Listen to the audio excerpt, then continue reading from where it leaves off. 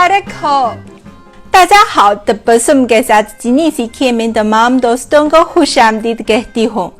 दोस्तों, मैंने एक दिलचस्प बात पाई है कि पाकिस्तान में ईद उल फितर मनाने की रिवायत और चीन के सबसे अहम त्यौहार जश्न बहार यानी छुनजिए मनाने की रिवायत में एक संगत मौजूद है, जो शुरू में उस दिलचस्प वीडियो में आपको दिखाई गई है। तो आज की इस वीडियो में हम एक साथ सीखेंगे कि ईद के मौके पर चीनी मुसलमान कैसे एक दूसरे को सलाम पेश करते हैं। सबसे पहले ईद उल फितर को चीनी ज़बान में खाई जाए जिए कहा जाता है।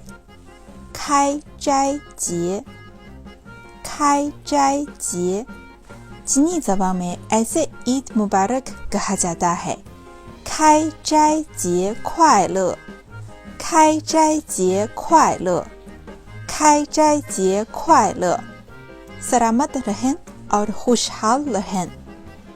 平安吉庆，平安吉庆，平安吉庆。तबस्सुम की तरफ से आप सबको ईद मुबारक हो, सलामत रहें, खुशहाल रहें। 祝您开斋节快乐，平安吉庆。